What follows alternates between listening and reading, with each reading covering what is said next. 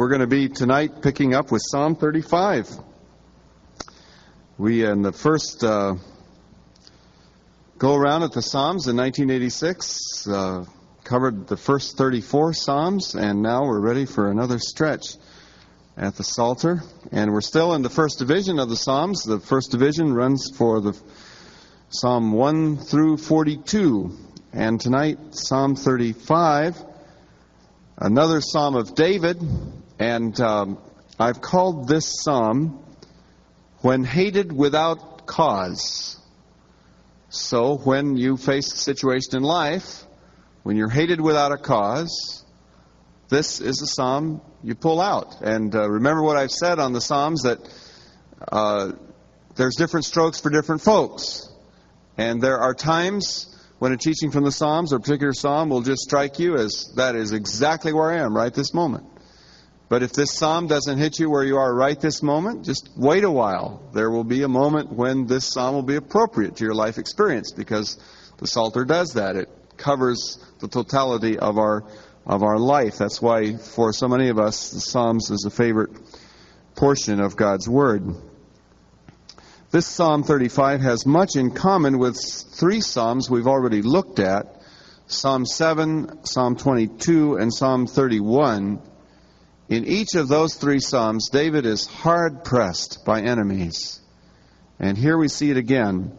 I want to take some moments before we actually read the Psalm and go through it and pick out the outline and what's happening. I just want to kind of put the mood of the Psalm before you by underlining the phraseology which reflects the tremendous peril and animosity that David is experiencing.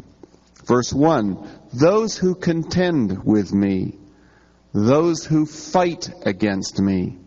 Verse 4, those who seek my life, those who plot my ruin. Verse 7, they hide their net for me without cause, and without cause dig a pit for me.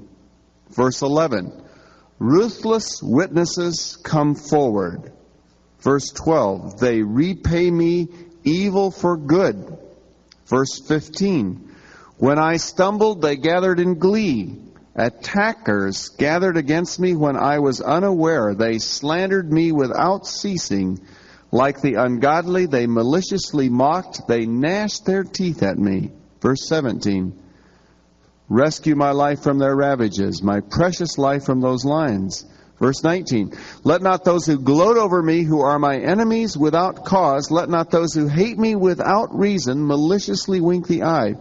They do not speak peaceably, but devise false accusations. They gape at me and say, aha, aha. Verse 25, do not let them think, aha, just what we wanted, or say, we have swallowed him up.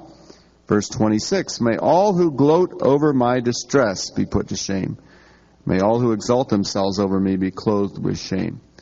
Wow, all those phrases together, to me, paint quite a picture of opposition.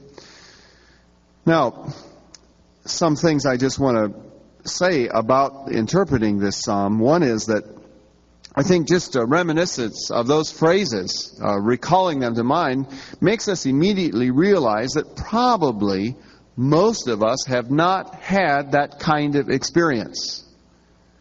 Maybe we've had people that haven't liked us, but has anyone here ever been continuously pursued by somebody who wanted to kill you? I mean, now we're not talking about psychologically kill you, just wanted physically to kill you. Anybody? I don't know if you'd want to admit this or not. Maybe I should ask, is there anyone here who has an enemy who's wanted to ruin you? Maybe they didn't want to face the indictment of being charged for your murder and serving prison time, but you knew somebody was out to get you. So when I look at this psalm, my initial reaction is I don't identify too well with it, because there's never been anybody in my life that I know of that sought to kill me. Now, in the church annual business meeting last Wednesday night, 4 people voted against me, but they weren't out to kill me. I think they were just friends who were teasing me. I learned a valuable lesson on church congregational votes from Cy Homer, who for years was president of Southeastern Bible Institute. Cy and I were talking one day, and he was much older than me, old enough to be my father, and I revered him as a father in the Lord. And he was recounting when he was young, and he used to, as a Bible college student, attend Central Bible College in Springfield, Missouri. And at that time, Ralph Riggs was the pastor of that church. Ralph Riggs later went on to become general superintendent of the Assemblies of God. But at Central Assembly, they cast a vote on the pastor's office every 4 years instead of every 3 as at our church. And that particular year, Ralph Riggs, the great strides had been made in the church and the like, and it was the year, however, for a vote on the pastoral office. And somebody had cast one vote against the pastor. And Cy Homer told me, he said that's all Ralph Riggs could concentrate on the whole rest of that meeting. Who would have cast that one vote against him? And he was literally beside himself with worry about that one vote. And he said, I think if I were ever in a similar situation, I wouldn't have made that much of it, And I thought that was rather good advice. I think after 16 years in the same parish that it's a miracle that, I would think that 4 people would be reduced to voting for me. But anyway,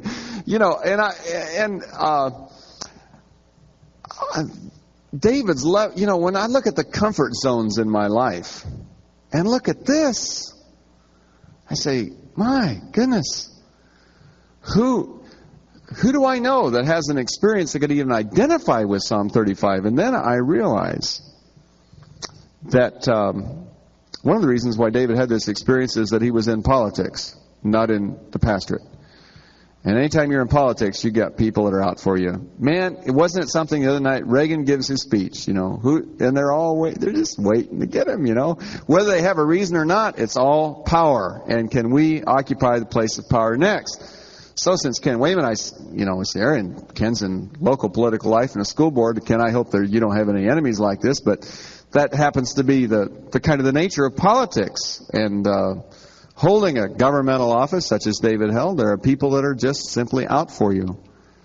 But there are also, I think, contemporary people in our society who aren't in politics who know the trauma that this psalm especially is addressing, and that is the trauma of being a victim of someone else, a powerful victim. And I think, therefore, of people that are victims of parental abuse. They've had someone in their life out to destroy them for no cause.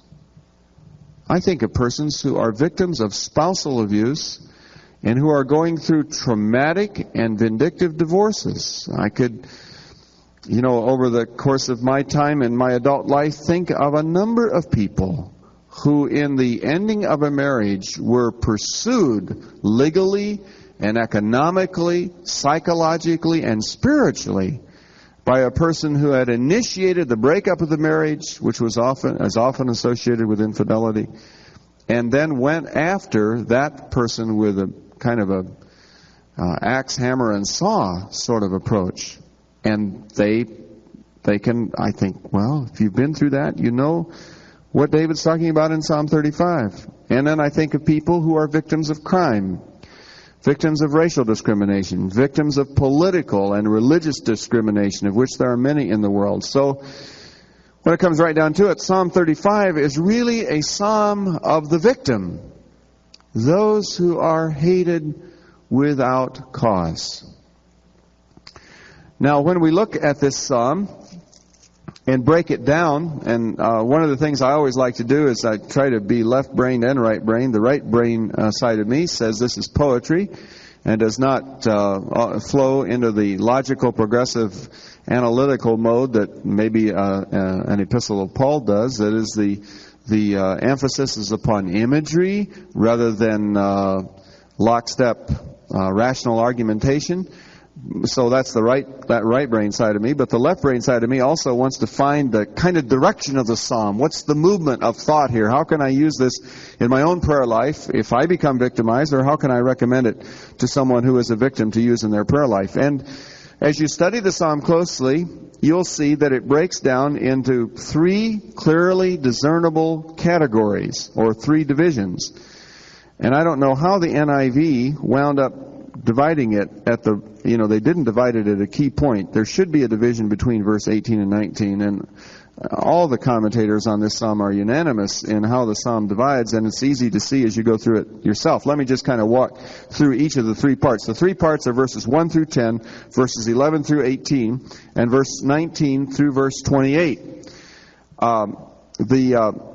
The first part of the psalm, and by the way, the parts you can see where they're breaking, where the parts divide, by the fact that at the end of each section, David comes to a moment of resolution of the problem. And he is giving thanks to God, or promising to give thanks to God, and that particular segment of the psalm ends very upbeat, where the rest of the segment is kind of